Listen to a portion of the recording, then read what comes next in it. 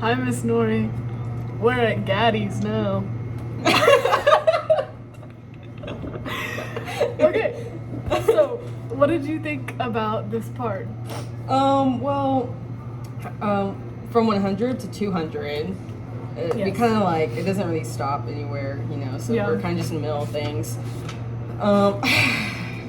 It's really interesting. Really Yes, a lot it about just the girl and A lot about Julia. Yeah, We learned Julia. her name is Julia. and them embracing each other, and then Yes, lots of that. and then the brotherhood later on. Yeah. But Yeah, but mainly like the whole entire chapter was this horrible romance. No one ever warned me this was about romance. No, because I think he had a creative way of writing it, because I was kind of expecting to I'm like, oh no, he's gonna go into detail, but he never really did. Yeah. But it was just kind of interesting how, I don't know, because one moment he's just talking about something that nobody would think now, and then another moment he's just like, wow, I feel so alive, and Yeah. I just want to embrace somebody. And I'm like, okay, now he's feeling like a normal person, Like I a don't know. human. Okay. Right, it's kind of. So, do you want to go through Yeah. 100 to We're 110? gonna what? 110? Yeah, from 100 to 110. Go through it and then talk about last time. Yeah. Okay. You mean 100 to 200 like pages? Oh, Yeah. You mean the first 10 pages, the next 10 pages? Yeah. Sorry, Miss Nouri. Okay, yes. So the first 10 pages. I'm gonna have to go through and see what I highlighted. Okay, I'll first. pause. So on page 108, I underlined, it says, not to let one's feelings appear in one's face was a habit that had acquired the status of an instinct, and in any case, they had been standing straight in front of a telescreen when the thing happened. So this was right after, pause.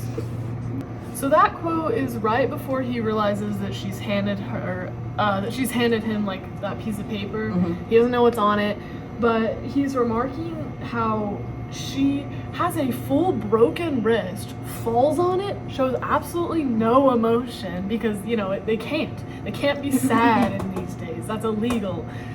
And so he's like, and the face was right in front of the telescreen, so he's kind of confused at this point. Right. I feel like part 2, the part we're reading right now, he's kind of on the edge of experiencing stuff that's normal. You know what I mean? Mm-hmm. So when he sees the girl walking down the hallway, this is 107. Yeah. It says a curious emotion stirred in Winston's heart.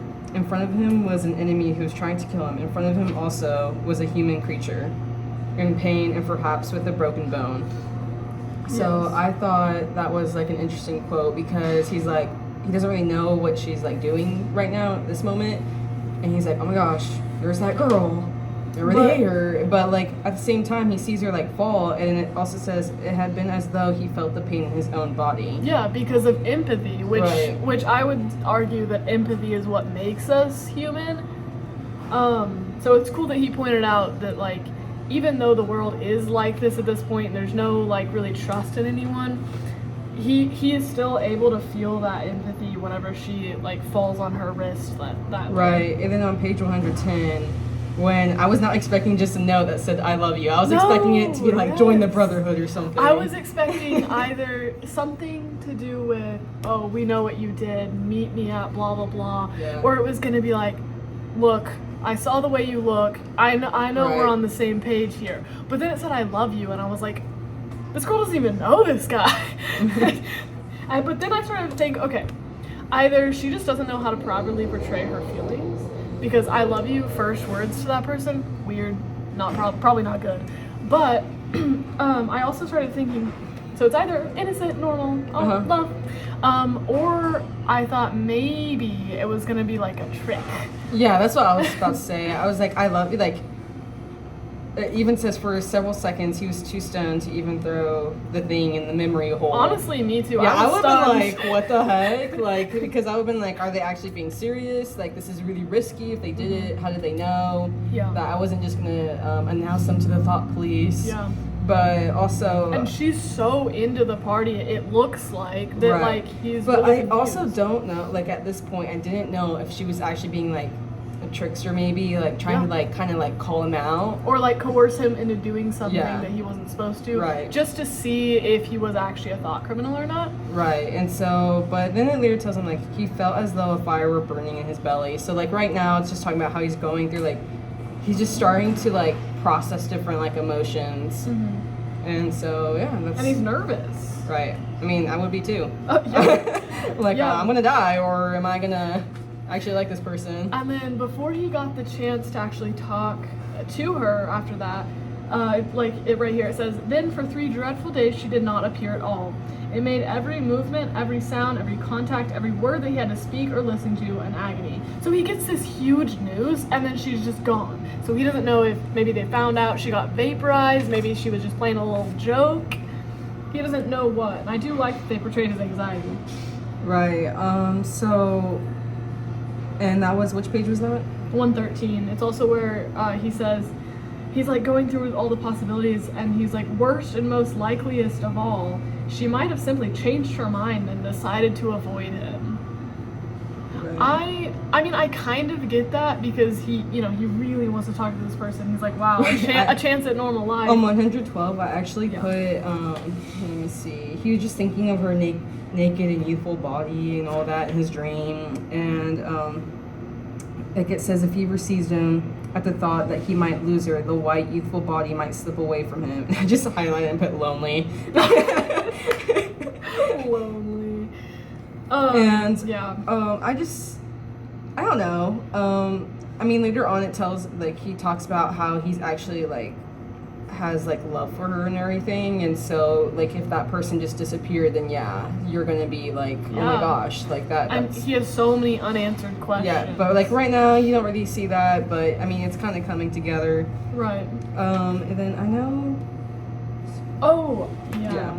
I was gonna point out something that I thought was really funny, and it kind of reminded me of what you would do. It says, the voice, as he's like about to try and walk up and sit with the girl, it says, then a voice behind him called, Smith, Smith. Hold on, that's my pizza. Okay, we're back. So the thing that reminds me of Dee Dee a lot is, as he's going up to sit with the girl and talk to her the first time, he hears a voice behind him. Smith, he pretended not to hear. Smith. And then after having been recognized, he could not go sit at a table with an unattended girl. It was too noticeable. And then he's like waving. He's like, oh, hey. But in his head, he goes, Winston had a hallucination of himself smashing a pickaxe right into the middle of his silly face. I was like, okay, Dee Dee. Okay, well, I'm not that violent. No, but like, I totally get the frustration. He's like, finally, I get to talk to this woman. And then some rando was like, Smith, hey, come over here. He's like... The fact that he just trips him afterwards is so funny. He just walks right past him. Mm-hmm. Oh, yeah, that's really funny. But then they finally get to talk, and they mumble at a really low, volume so that no one else can hear them. And there's a lot of talking, and they're not too close to a telescreen. So that is when they arrange a meeting. Sorry, I'm reading the highlighted That's okay. stuff. After they leave the canteen, I was gonna point this out because it was kind of cool. After they leave the canteen and they're in this big crowd, like they see this huge group of people, but there's 2 people standing in front of them, and it describes them as an enormous prole and an almost equally enormous woman, presumably his wife, who seemed to form an impenetrable wall of flesh. Winston wriggled himself sideways and with a violent lunge managed to drive his shoulder between them. And then he said, anyways, finally he was next to the girl. And what I was going to say about this is that could represent like the figurative wall between them and how impossible it would be for them to be together in the open. But like then they break through the huge people in the way and they're finally together.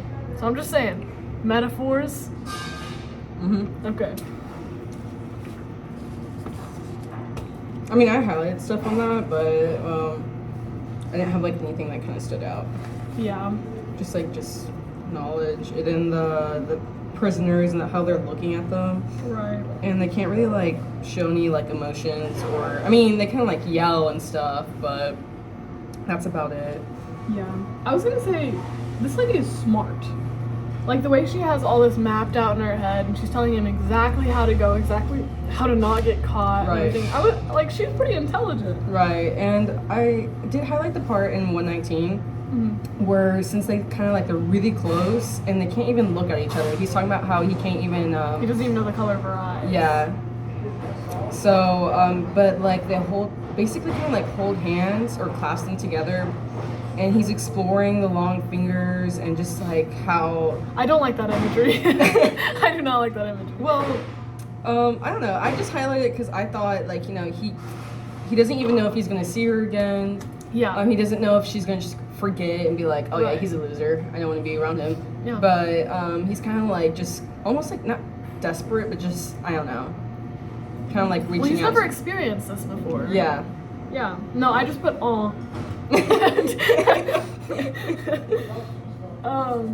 Yeah. So then after that. So let's see. Oh yeah, 120 little black market butter. I highlighted that for no reason. the butter that they got off the black market, yeah. I highlighted the fact that it said, where'd it go?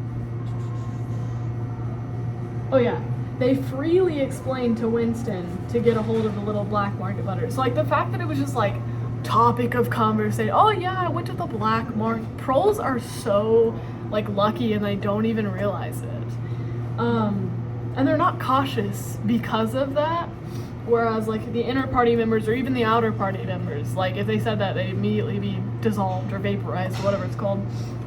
But I just thought it was interesting how not cautious the proles are. Like, oh yeah, just went to the black market, picked up some butter. Right, and then on 120, when he, like, goes to that secret hideout, and he's there early, so he has to pick flowers, and he hears, like, somebody walking behind him, but he can't turn around. Like, I thought that was just crazy. Like, usually when you're, like, out by yourself in the wilderness and you hear something, like, I would've been like Yeah. who's that? Like, I don't know Yeah. who that is, but he can't do that. Right, because if he Like- turns around, it's an admission of guilt. Right, It's like, so- what? I'm doing something sketchy. What do you see? Picking flowers. But yeah, I just highlighted that part too. And even like when he notices it's the girl, like she kind of like doesn't say anything to him and just shakes her head and Yeah, so kind that of he like doesn't talk. right, because you never know if there's microphones around. And, Hidden microphones, yeah. Yeah, I just highlighted the fact that she called the party those swine. Because that means she seems at this point I was thinking, okay, she's trustworthy. She just said those swine just openly. So I was like, okay, yeah. We can trust this woman. I didn't really highlight anything there or there. Oh, I was gonna say though, okay, so like on 125, she goes, don't go out into the open. There might be someone watching. We're all right if we keep behind the boughs or however you say that. Basically, to me, it reminded me of Katniss Everdeen, the way she's like so, like, she knows everything about these woods and she can sneak around without getting caught. That's what that reminded me of. How her and, how Katniss and freaking, what's his name, Dale, how they, like, knew everything in the forest even though it wasn't allowed. So I thought that was just a little thing. So this is the part where they're getting freaky in the woods. Oh, yeah. And I just highlighted a whole bunch of stuff because I was just like, whoa. Yeah. But when he's talking about his physical appearance, like 5 false teeth and everything, I was just like, Yeah. he's not even that old either. No, he's really not. He's actually young, I would say. 39 is young. Mm-hmm. Also, I didn't really highlight anything on this, but on 126, when they're talking about that bird singing, I don't know what compelled me to write this, but I put bird spy. Oh, Just yeah. because the bird isn't singing for anyone, so it's like, I wonder if it's alerting someone. But no, it's literally just a bird, and I put bird spy.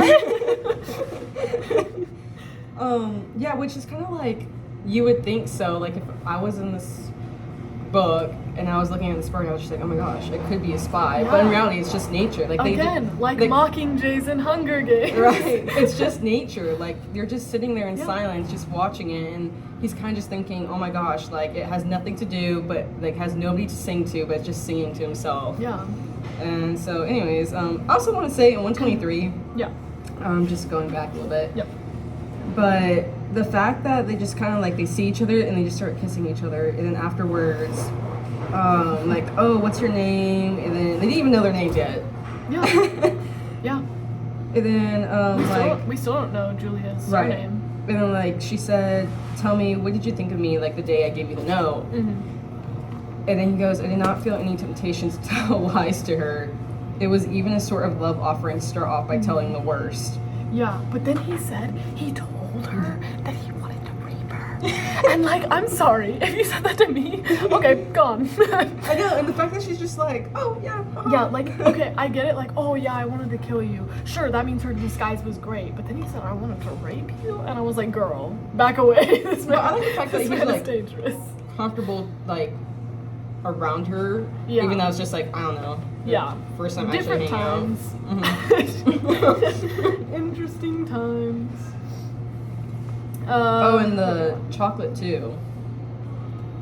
Like, where did she get that chocolate? The black market? Well, yeah, of course she Something. did. Yeah. I also, so, I just kind of underlined that he's basically saying their love is a political action. Because they're not supposed to be doing this, and he doesn't really feel it as love yet. He just feels it as like a symbol of revolt against the party. He said it was a political act. Thought that was interesting. I agree, but I'm eating. Yeah.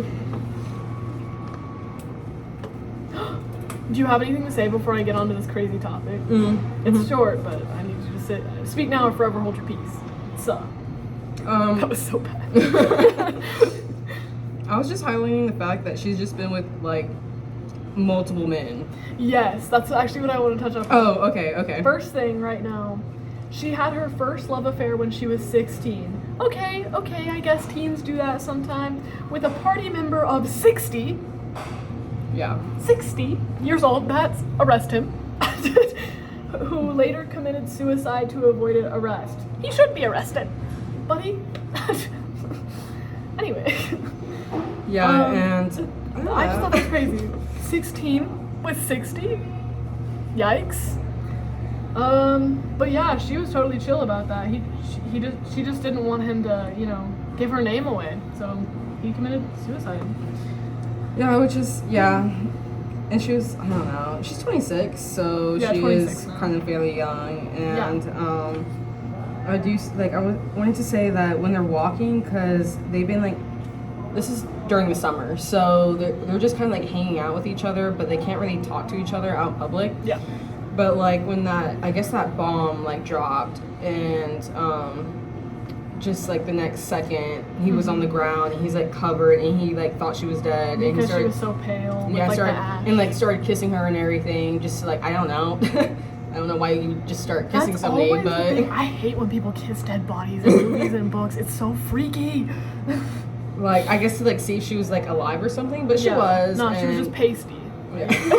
She just had ash on her. But I mean, like, normally I think when that other bomb dropped, in the other Secret seminar that we talked about it, but he saw a hand and he just shoved it. Yeah, just kicked it in the gutter. Yeah, Just and a this severed hand. Yeah, and this time he was actually terrified. Mm-hmm. Like, he didn't know what was happening. It's like a very short section about this, but Yeah. he's actually worried about her. So I think he's like starting to just feel more human. Yeah, for sure. Yeah, I noticed that as well. Oh, then that was where was that? 131. Yeah, I saw that. Oh, and let me see. I don't know if I'm like reading ahead or not, but like he kind of like throughout this whole entire thing, they meet up in that one room above that shop. Yeah, Mr. Charrington's room. Right, and I don't know if it was this part or not, but when he's like just talking to her, as one does with their loved one, and he's just talking about like all the things he's like thought of, she doesn't really care. Yeah, okay, no, that is getting ahead of ourselves. Okay, That so I isn't, didn't like, know. Yeah, because we do need to talk about that, because that was huge, but I don't think we're quite there yet. Oh, and like on 133, sorry, but it just talks about like everything she's done. Yeah. And she's also like just worked on like the porno set part of the They let her ministry. work on it Yeah. because they thought she was just the purest of pure. Yeah, which is She's not. which is weird. Which is, I don't know. But it does say that the theory was that men whose sex instincts were less controllable than those of women were in greater danger of being corrupted by the filth they handled. Yeah. I thought that was actually kind of funny. Like, Yeah, really. I was just like, oh, yeah, You're sure. letting this woman in to that section of government. Yeah, okay. Oh, I wanted to point out that she's actually pretty optimistic about life. Like Winston says, we're dead. You know, we're already dead. You know, we're rebelling and we're gonna get caught at some point. We're basically dead. And she goes, we're not dead yet. And she says, would you sooner sleep with me or a skeleton? Oh my gosh, I was yes, like, that was you know kind of what? funny. You go, queen. I just thought that was kind of funny. Oh, I wanted to mention this because it reminded me of AI. The words of these songs were And what page is it? 141. Okay. The words of these songs were composed without any human intervention. Okay, worst nightmare. That's literally what I'm terrified of AI becoming right now. Like, that it's gonna start making our songs and our books, and like that's how it is in the story. Like, machines are creating the songs and books, and I mean, they're doing the movies, good for them, but you know, I just thought that was scary, the fact that they're getting machines to do all this work, and they're losing the human feel. Yeah, I want to say that it does say that she worked in this like certain part in ministry where she's basically making books, like just the machine part. Yeah. But she doesn't know like how to read well. Does that make sense? And she doesn't care to. She doesn't like care about what's being printed or anything. Yeah. She just wants to be rebellious. Yeah, she doesn't really care about anything. She, like instead of like being like 26, she reminds me of like a 16-year-old. Yeah, and I think that's because of the society she lives in. She can't really grow up normally. But oh my gosh, I had something else too. Sorry, Okay, tell me when, because I have something on 142. somewhere around here. Give me a minute. Oh yeah, it was oh my gosh. Can I just not find it? Okay, it's like talking about how the party just does not like the sex instinct because when you do it or just like be romantic with somebody or just have a relationship, you're like out of control. Like they can't control you. Does that make sense? Yeah. So when it says when you make love, you're using up energy, and afterwards you feel happy and don't give a damn for anything. This is 135 and 136. And they can't bear you to feel that. They want you to be bursting with energy all the time. All this marching up and down and cheering and waving flags is simply sex gone sour. If you're happy inside yourself, why should you get excited about Big Brother and the 3-year plans and the 2-minute hate and all the rest of their bloody rot? Yeah, they basically want you to take that energy and move it elsewhere. Right. So I just thought that was kind of interesting. And it says, it also talks about family because he is, like it says the sex impulse was dangerous to the party and the party had turned it to account. They had played a similar trick with the instinct of parenthood. And the family could not actually be abolished, and indeed, people were encouraged to be fond of their children in almost the old-fashioned way. The children, on the other hand, were systematically turned against their parents and taught to spy on them and report their deviations. Yeah. So, like, oh my, they're encouraged to be like good parents. Oh, like make kids, like be there to support your kids and all that. But in turn, they just got the children and basically like brainwashed them. Yeah. And so I just thought that was really interesting because you really can't like abolish like just the idea of family. Yeah. Like I know people have tried to in the past, but you really can't. Like it's always going to be there. So they just made like they kind of went around that. Right. Which I thought was really interesting, and that was 136. Right. Okay. On 142, so Julia basically says like, "Hey, it's not gonna work out today. Something happened at work, so they're not gonna, they're not gonna do it." And he goes, "She had become a physical necessity, something that not only he wanted, but felt that he had a right to." And right there, I basically just said, "Calm down, man. She's her own person. You need to back off." Because literally she was like, "Oh yeah, I can't do that tonight, but see you tomorrow," basically. And he was like, "No, Yeah, She's mine. Like, I was like, dang. Calm down, Buster. Yeah, like, for a moment, he was violently angry during the month that he had known her, and Travis' desire for her had changed. Mm-hmm. Which, you know, is a good thing. Yeah, it's good that he, like, I mean, like, now it's like, her. You know, like, boyfriend or girlfriend, husband or wife, they do tell you, like, hey, I want to hang out with you more, or you're spending too much time, like, doing something. And so people communicate that now, but here they don't really do that. In fact, they don't even love their spouse. He's violently angry. And so I just feel like he's just becoming more and more, like, normal, I guess. Mm-hmm. Yeah. And normal with a splash of weird, because he really didn't, like, this society has not prepared him to be a normal person, so the way in which he is a normal person is not normal. You know what I mean? Right. Like, he still gets super angry randomly, and he doesn't really know how to control his emotions because, you know, he's been taught to bottle it all up, basically. Right. But now that he's finally expressing emotions, you know, he's learning. Right. And it, like, they do, or Julia does sneak in some real sugar. Yeah. And and some actual coffee and jam and milk and just bread. So you know they exist. You know they're around. Yeah. It's just that like the higher ups only have it. And so don't ask me how she got it, but it's the proles have it. Well, not as good, but the proles still have it. And then the inner party has it. But the outer party is just kind of sad. Sad and breadless.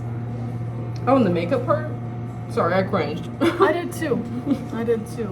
Yeah, she did her makeup, but it wasn't very good, but, like, it was just for the him. way he explained it, it sounded like she just, like, me being 5, sneaking into the bathroom and, like, finding my mom's makeup that did not match my skin tone at all, and just, like, powdering it all on and everything. But I'm sure it was, like, it was better than that, but that's what it sounded like. Right, and I definitely get the sentiment. Like, she's, like, trying to be more feminine, whatever. It's just him. She doesn't want to be a comrade. She wants to be a woman.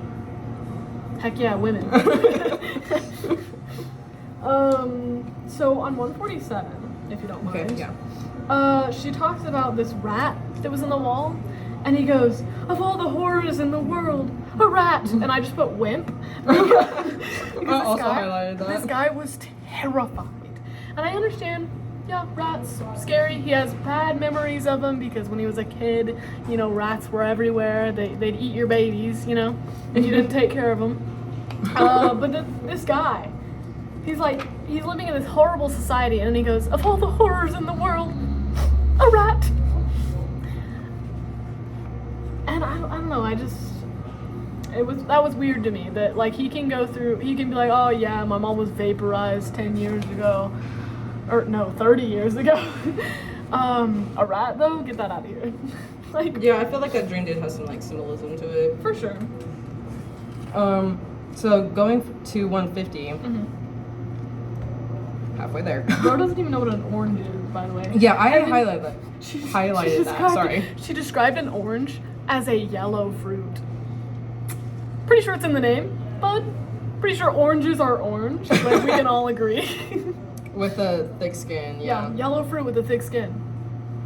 Call them yellows then. How about that? And then the Syme part. Syme had vanished. Oh, poor Syme. I kind of like Syme, even though he was completely devoted to the party and he was, like, kind of terribly into it and he destructed language. He was still kind of cool, you know? He was knowledgeable, he was intelligent, but he had vanished. And it mentioned that, like at first they were like, "Oh, hey, I wonder where that Syme man went," and then there was nothing the next day. Oh yeah, and I highlighted this, and I know we talked about it in the first video, but the part where it talks about times, I just realized that it reminded me of, like, the Times magazines and how, you know, like, usually in the cover they have what's going on right now, but it's, like, over dramatic or, like, exaggerated. Yeah, which I think it's meant to mirror that. Yeah, and I'm like, this is written a long time ago, and I don't know if Times magazine was a thing back then or not. Our magazine is called Time with no S. Right. So it definitely was, and they just added an S so they didn't get, you know. Yeah, I just don't know when they first came out. I'll have to, like, search that up or something.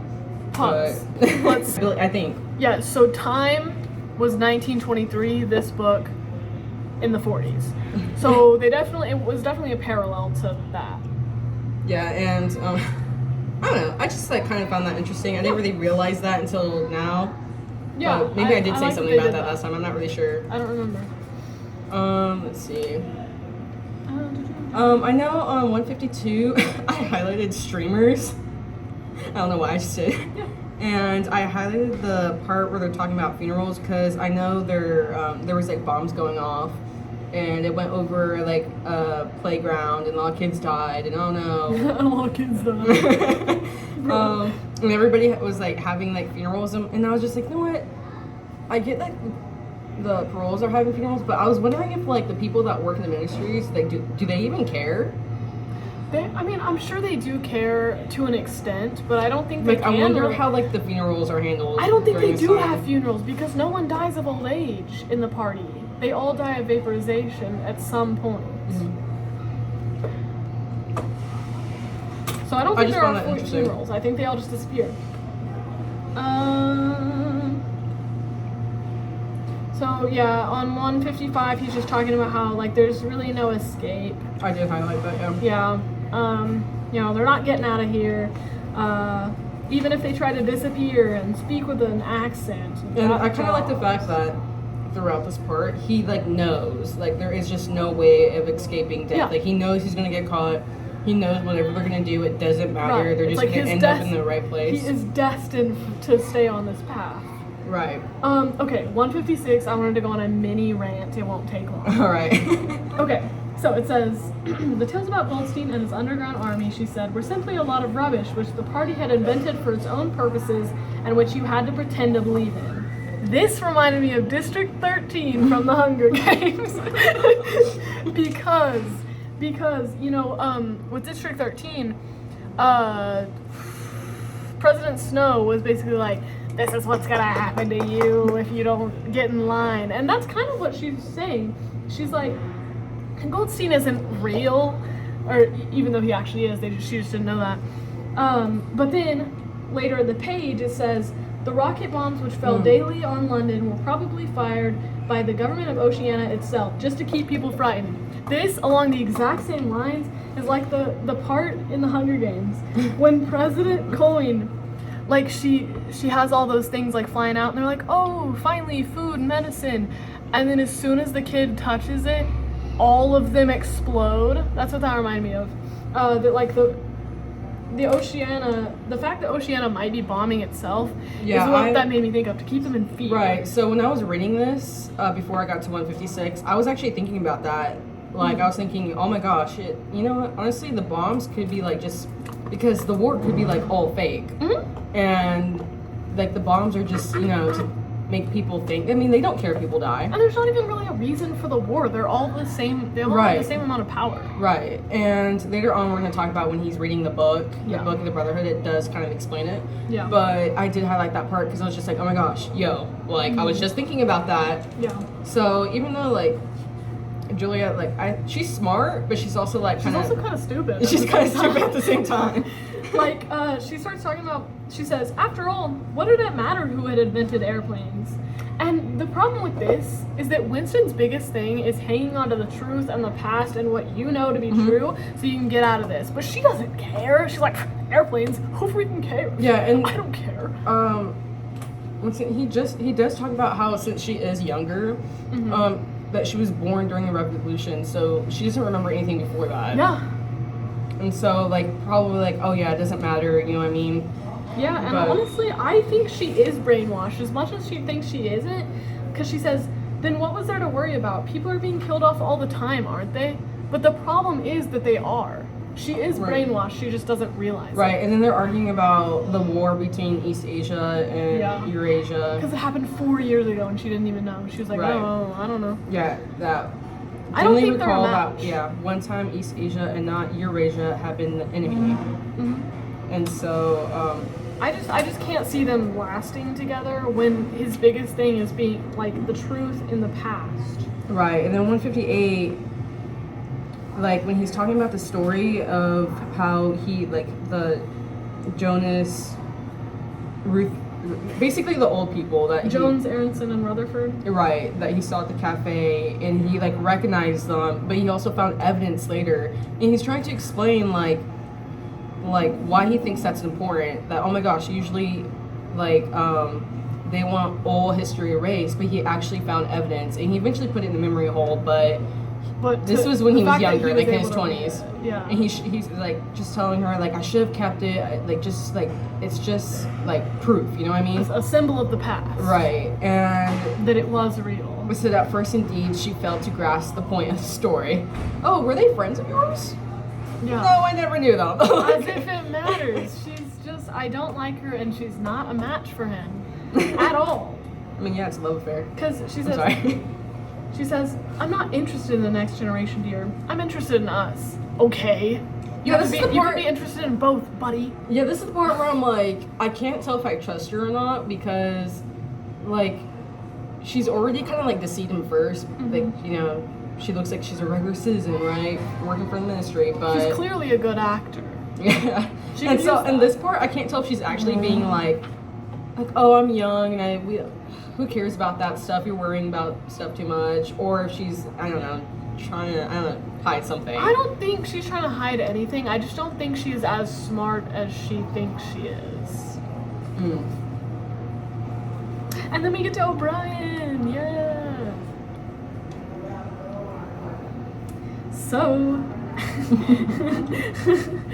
Okay. So the way that he knew for a fact that O'Brien was with him is that O'Brien said, I was talking recently to a friend of yours who is certainly an expert. His name has slipped my memory for the moment. Basically, a direct allusion to Syme, which they're not supposed to talk about anymore, but he knew that, and so he just said that, you know?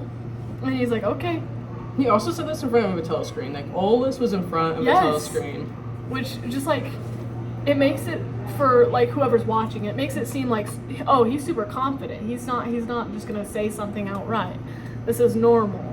So it's kind of like pushing away the suspicion, even though it's directly in front of the telescreen. Mm-hmm. Oh, I did like this quote. The end was contained in the beginning. Yeah, that's what I was looking at. I was like, wait, I know I highlighted that, but what was I trying to, like, remember? Yeah, basically, he's saying, like, he picked up the pen, thought crime. Then he started talking about it, mouth crime or whatever. And then he started putting action into it. And, like, after all that, after all these phases, he's going straight to the ministry of love, which is not very loving. But yeah, then he says the end was contained in the beginning. And I really like that. That's smart. Right. Do you have anything else highlighted from, like, 160 to, like, 170? Because I don't... Well... Oh, yeah. Just one. I think I do. Yeah, just one thing. It says, in the dream he had remembered the last glimpse of his mother, blah, blah, blah. And it says, it was a memory that he must have deliberately pushed out of his consciousness. And I was thinking, the more he's able to get out his thoughts and feelings, the more he remembers. But I'm not sure if he wants to remember everything. I'm watching a show right now, where the main guy, he basically lost all of his memories from when he was in hell, but then he came back to Earth, and they put like a little memory blocker in there. But then the wall got knocked down, and he had to remember everything. And that's kind of what this reminded me of. Like, I feel like if he gets too far into the memories, something bad's gonna happen, or he's gonna remember something absolutely horrible at the end, you know? Yeah, so I actually have stuff highlighted, or was it? On, like, 168, yeah. When he's just talking about his mother, and how, you know, his mother wasn't anything special. I mean, like, it's his mom, but she just had a certain, like, vibe to her and everything, just something that he really remembered. And I did highlight the part where it says, if you loved someone, you loved him, and when you had nothing else to give, you still gave him love. Yeah, she was a really kind person. She tried her best to keep Winston in line, but he was a terrible little demon child. Yeah, he was. He starved his own sister. And then I later put or highlighted what mattered were individual relationships in a completely helpless gesture, an embrace, a tear, a word spoken, oh my gosh, to a dying man could have value in itself. So basically he's talking about the past, and he's talking about how, like, just normal conversations with people that have, like, emotion to it and everything just have value within itself. And how that's just, like, you know, that's just human things to do. And now they can't even show that, they can't even say that. And then he does talk about how the pearls had stayed human. And he does tell that to Julia. Yeah, because they're able to have feelings and empathy, and right, and you know they still see that in each other. Right, and then he starts talking about like, oh, but what does it matter? Like they're still gonna kill us. Like we still have to confess. Just like if we get caught. But then he realizes that, like, I highlighted the part where it says if you can feel that staying human is worthwhile, even when it can't have any result whatsoever, you've beaten them. Yeah. So they just like, even though like after like if you were to confess and everything, the part where they just get really angry is that, you know, you're still human, and they don't like that. Like the big brothers just don't like that at all. But they can't control your thoughts. They can control what you say, what you do, but they can't get in here. Right. Yeah. Well, they could if they you know torture you and whatnot, but it's really hard. Yeah. And then they talk to O'Brien. Oh yeah, and this is 170 to 180, right? Okay.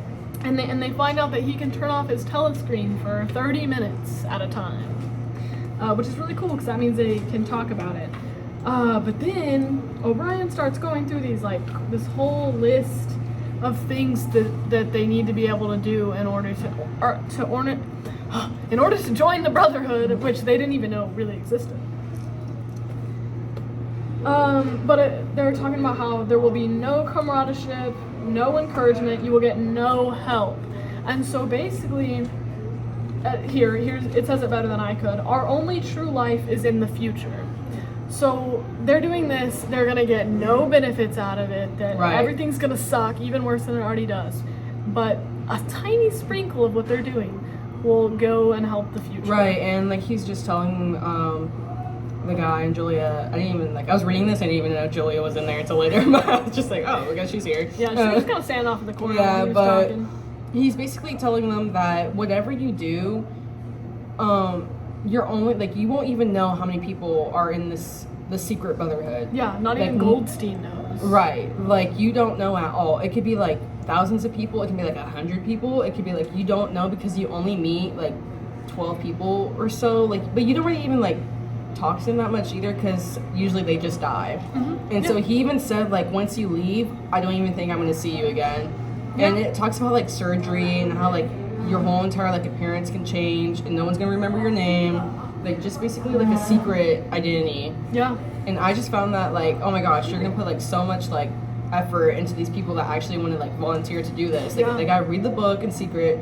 They may even have to go through, like, certain, like, they're gonna have to get tortured. Yeah, surgical stuff. And they might die, like, really soon. They will die. Yeah. There's not even a maybe in this. It says you will be vaporized. This will end badly for you, but it's important to do it. Right. Oh, I wanted to point out, he had worked more than 90 hours in 5 days for Hate Week.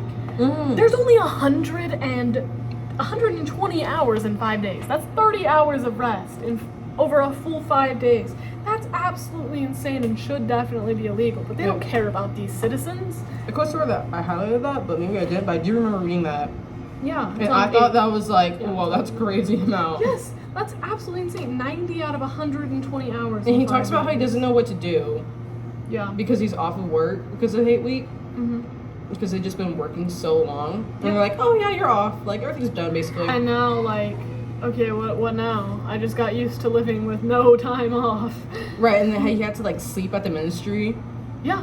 Kind of like Congress people do, because they can't afford stuff. Yeah. Oh, and then the random switch up in the war? Crazy. Now Eurasia's the ally.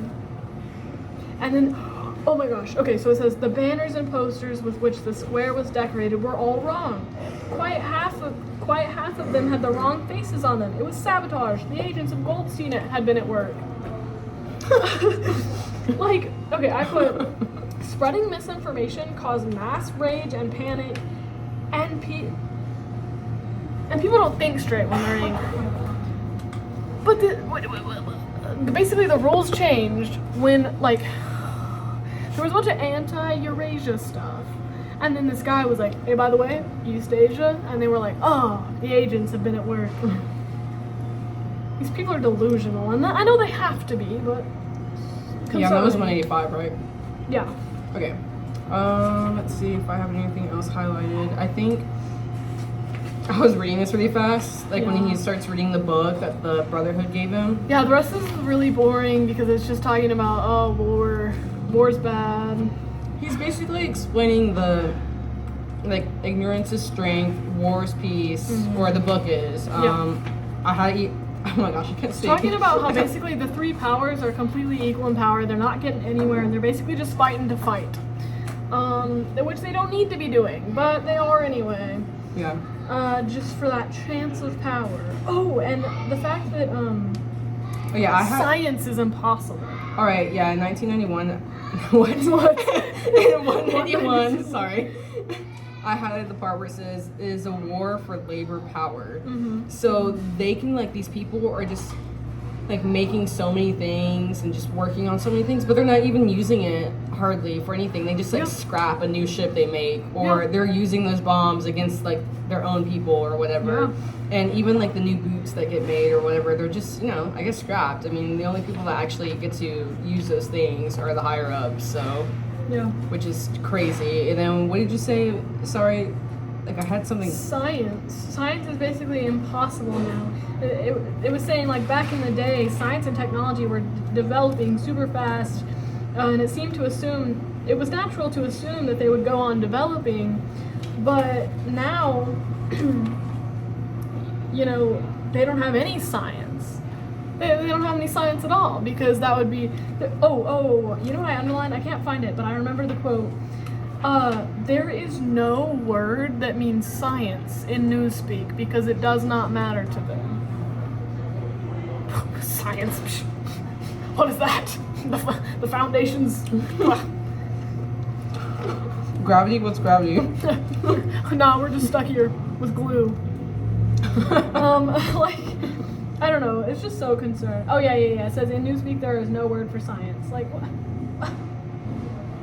Yeah, and then it talks about how they created all these, like, machines to basically help us create things or whatever. Yeah. But they don't even use it for the benefit, like, of just, like, you know, the countries. It says if the machines were used deliberately for the end, or for that end, hunger, overwork, dirt, illiteracy, and disease could be eliminated within a few generations. Yeah. So... Yeah, it says, in all the useful arts, the world is either standing still or going backwards. Like, basically they have no chance of progressing at all in any area, because it's either going to stay right here or get worse. Yeah. And that's pretty much it, because that was page 199. Yeah, we already talked about the science stuff. I highlighted this because I was like, conspiracy theorists? Like, it's just, it's basically talking about how everything, like lenses, this is 199 by the way, lenses suspended thousands of kilometers away in space or producing artificial earthquakes and tidal waves by tapping the heat at the Earth's center. So that's basically what, like, the government's doing. Yeah, or is trying to do. It said that they're not doing very well at it. Right. But that's what their vision is. Or, like, larger rocket bombs, more and more powerful explosives, and more impenetrable armor plating. Like, all this is, like, I don't even know. Like, not, like, used wisely. Does that make sense? Yeah. And the biggest thing that they have right now, though, before they get into all that, is atomic bombs. But it says, the effect was to convince the ruling groups of all countries that a few more atomic bombs would mean the end of organized society, and hence the end of their own power. And so they won't use atomic bombs because that will backfire on them and everyone around them. So obviously this was already evident, but they only care about themselves. Yeah. They really do. Yeah. So that's 100 to 200 at Guy's Pizza. Thanks, Miss Nouri. Sorry we had to make you sit here for 50 minutes. Bye. Wait, bye.